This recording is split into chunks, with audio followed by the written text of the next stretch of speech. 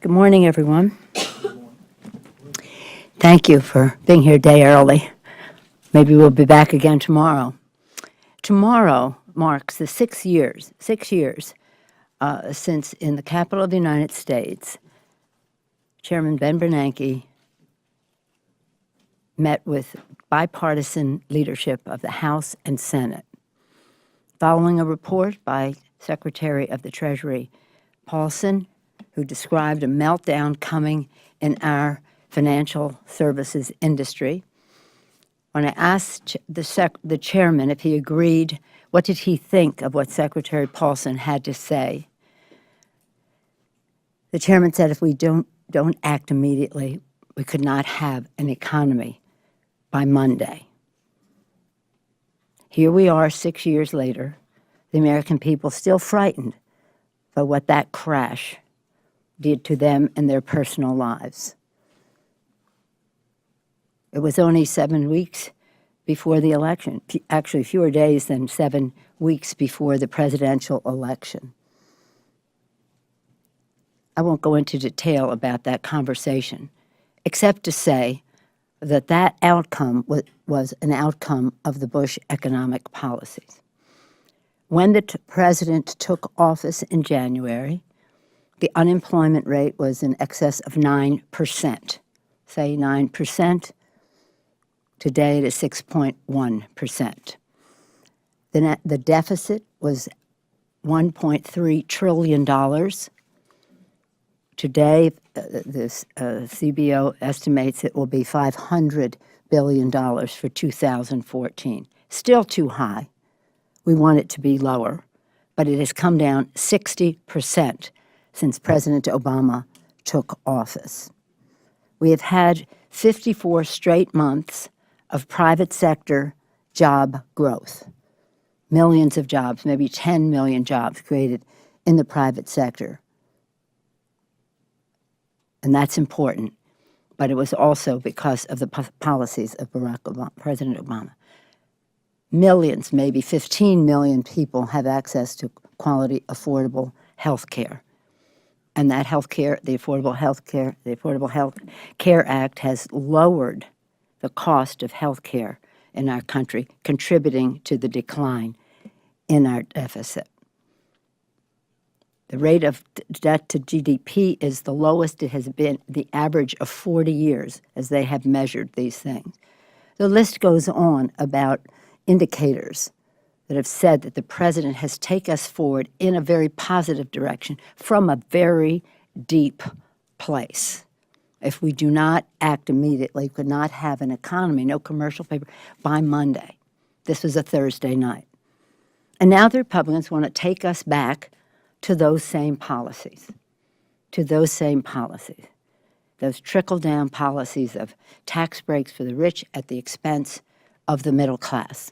And that's why we have launched our Middle Class Jumpstart, to build the infrastructure of America by Build America bonds, which we had in effect then, paid for by ending tax breaks to companies sending jobs overseas, instead rewarding companies that make it in America.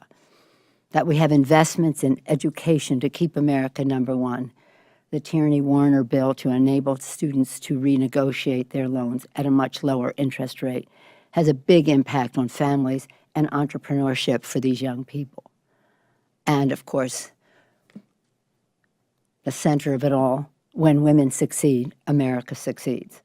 Equal pay, rewarding work, equal pay for equal work, raising the minimum wage. Over 60% of the people making it are women. Paid sick leave and relating to education, quality, affordable child care, to unleash the power of women in the workforce, in the economy. So our title, When Women Succeed, America Succeeds, is not just a title for an economic agenda for women and families. It is a statement of absolute fact.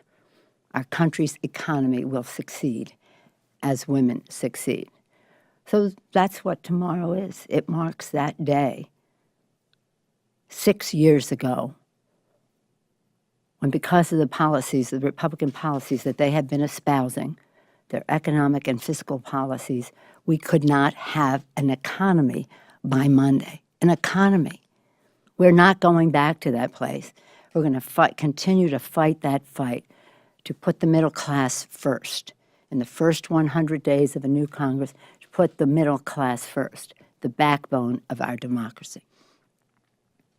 As you know, today we will be taking a vote on the training of outside of Syria of responsible elements.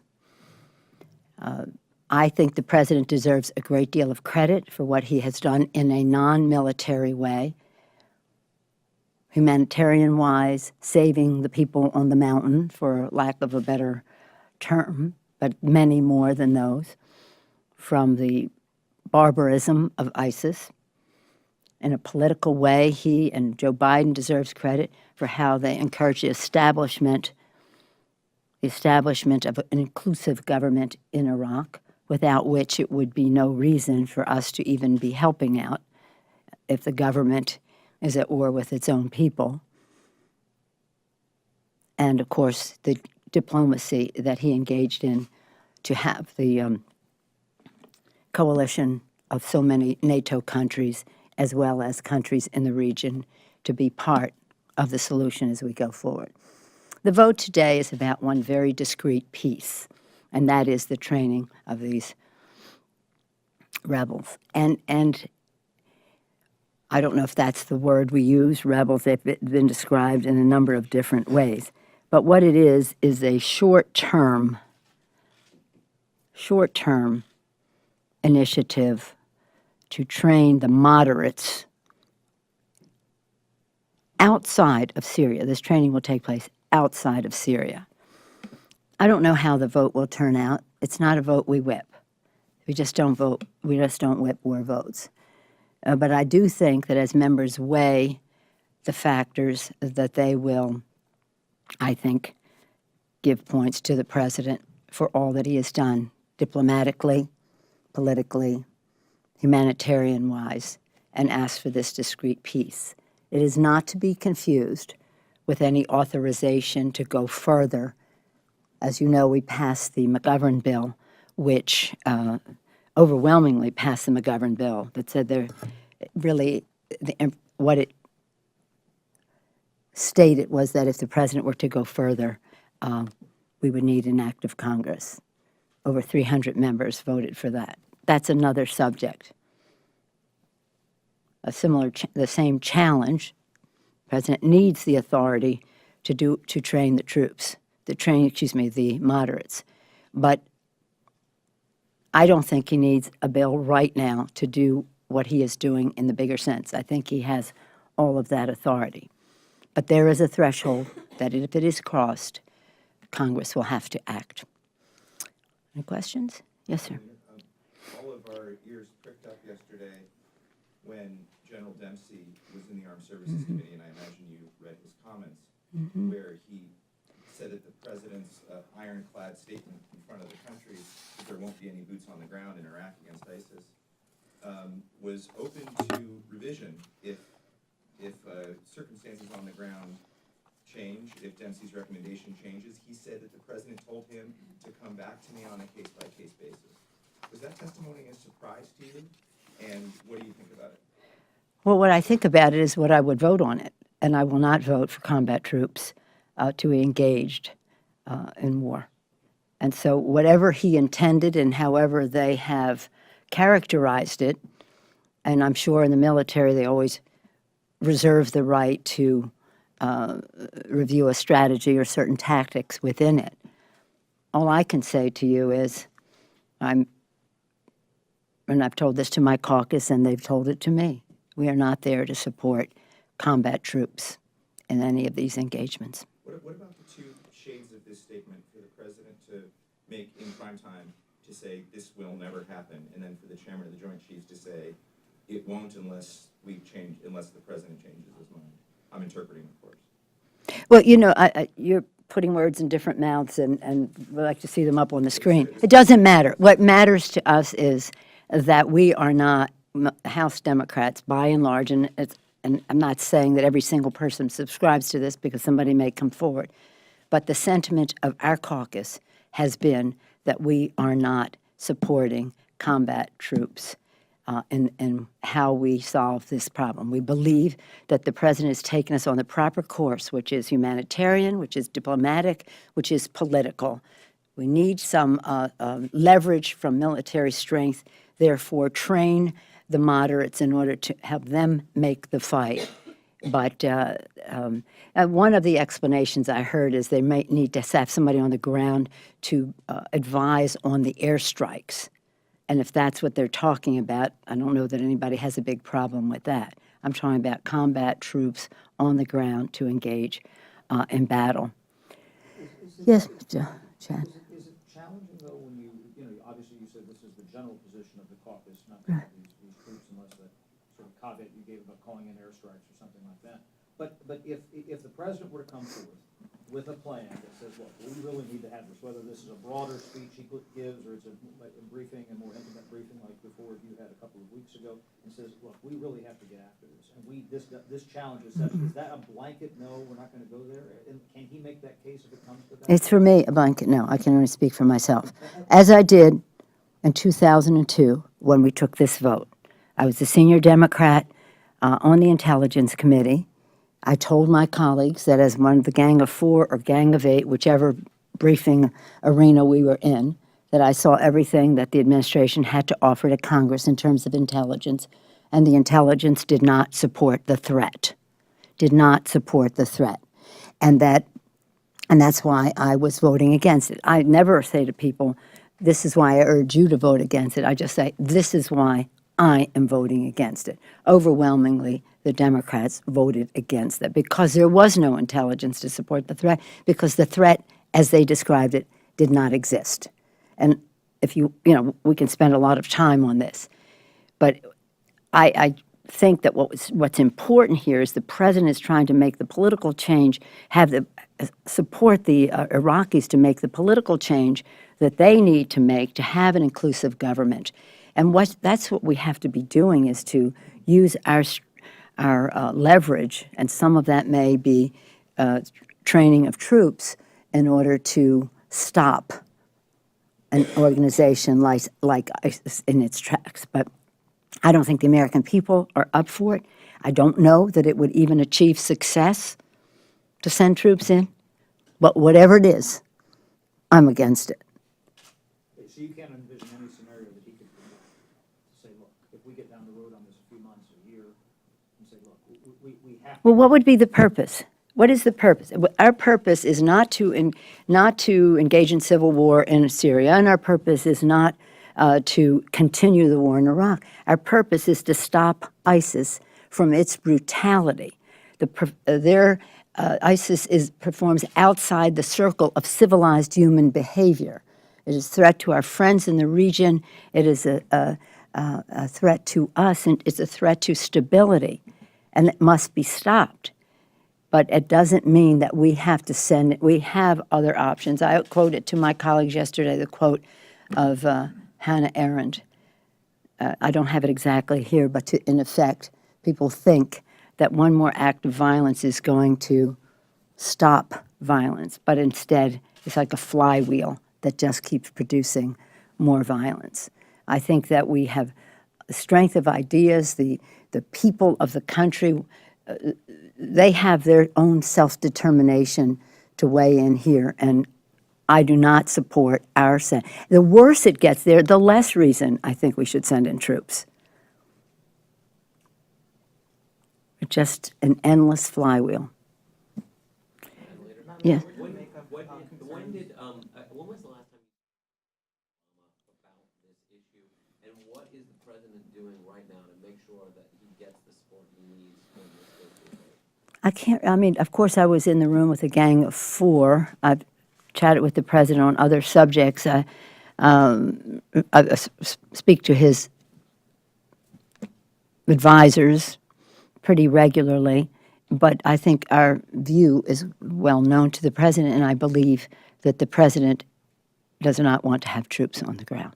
But he has not called you in the last couple of days ahead of this vote?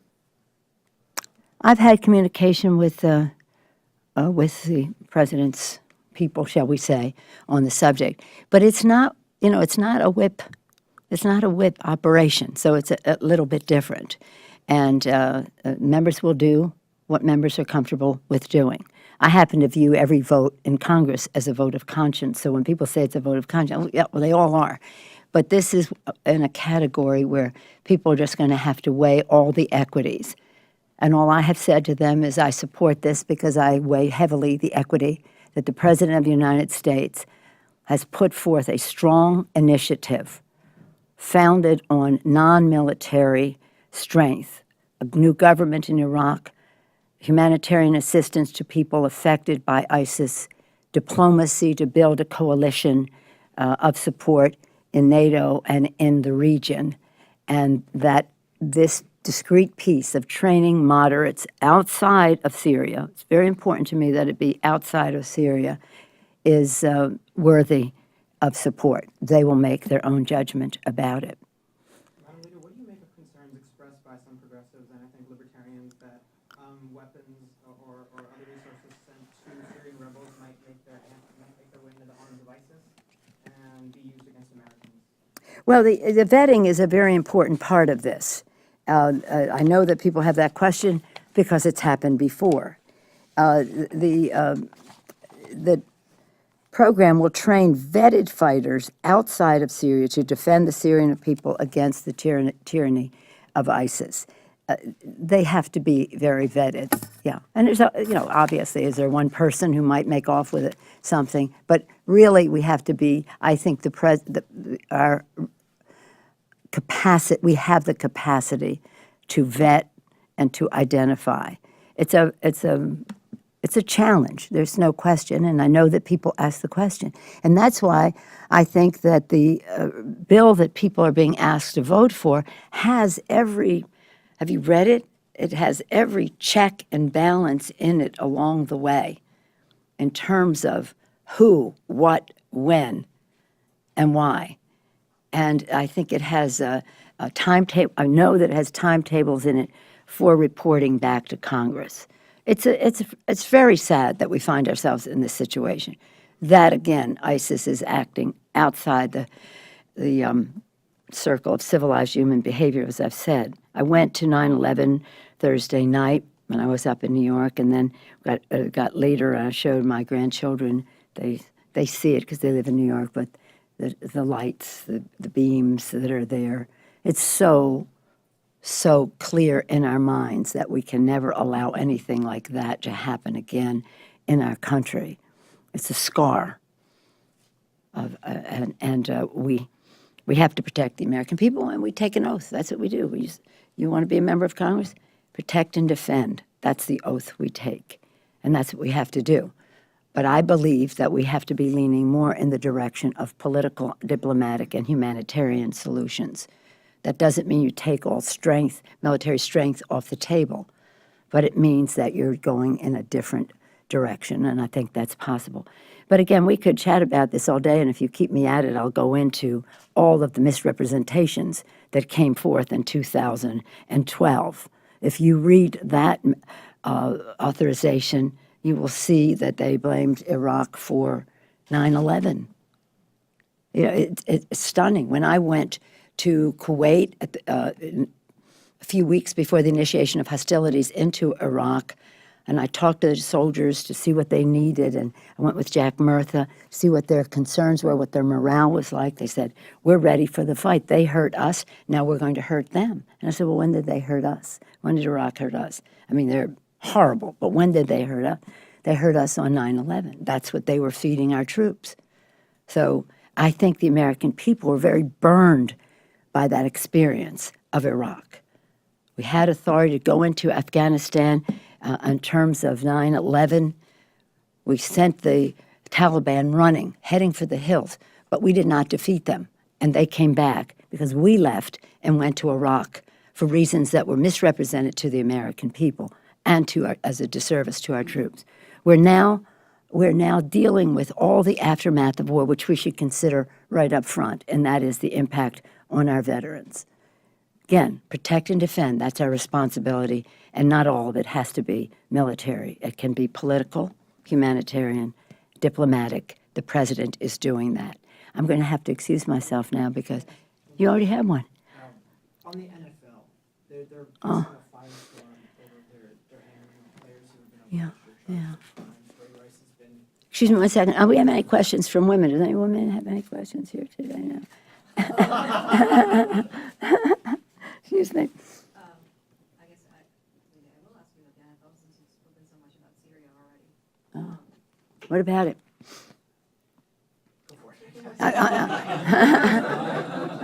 Look, it's all about respect or disrespect for women.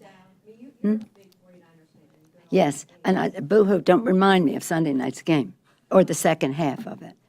So you didn't watch, you didn't stay up late. handle this appropriately. Is it time for the commissioner to step down? I think that it's appropriate to have an investigation of who knew what and when.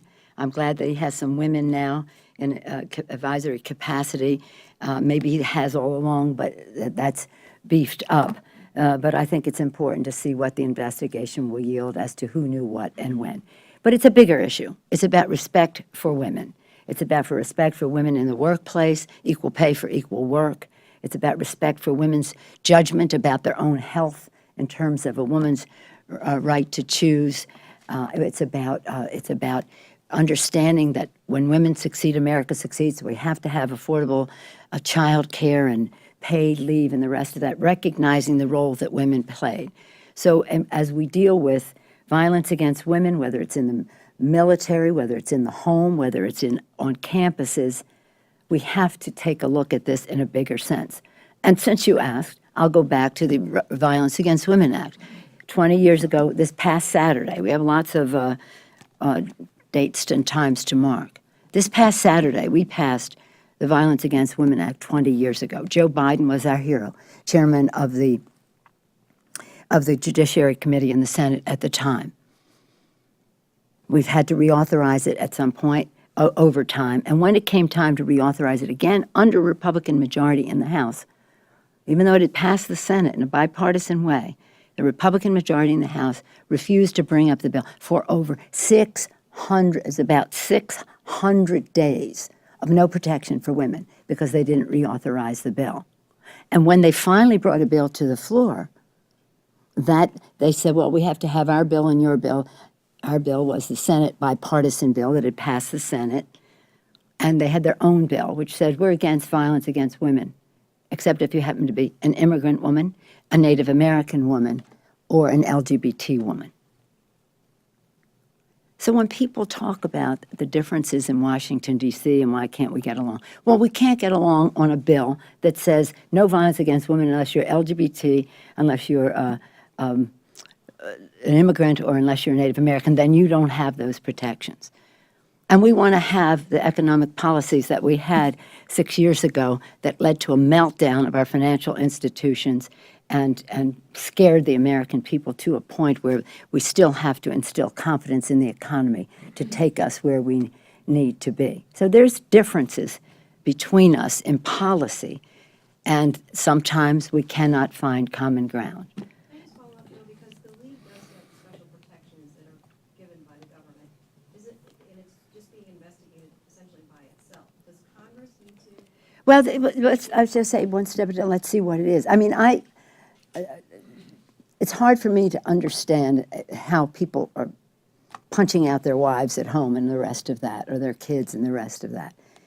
But it does happen, and it's an issue we've been working on for a very long time, violence against women. And sometimes it's violence against men, domestic violence. So we have to stop that. We have to stop that. And we have to recognize that sports figures are in a special place in our country, and young people look up to them as heroes in what they do. So everybody has to take responsibility for their role in it. I don't know how long the league investigation will be. I think Congress always has a role. But again, if you're talking about antitrust privileges and the rest of that, that certainly is a big issue, and it cannot be done except by the Congress. But let's see, let's take it in terms of what they tell us back. And I would think that depending on what that data is, what that evidence is, what that information is, that the outcome will be self-evident to the NFL.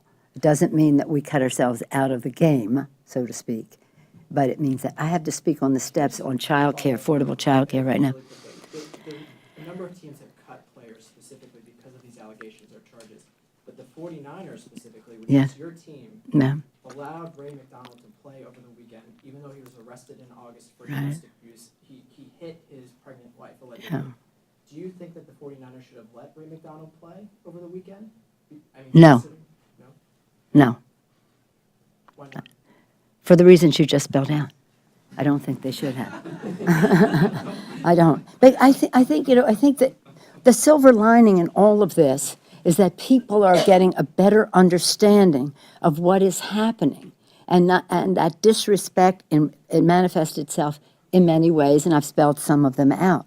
But violence, oh, listen, this is something that we've all been working on for a very long time, and as I say, 20 years ago successfully to pass First Violence Against Women Act. So we're passionate about this issue, just passionate about how we deal with it. Let's see what they do. No, now our coach says that, innocent until proven guilty, due process, all of that. But the fact is, he shouldn't have played. Thank you all very much.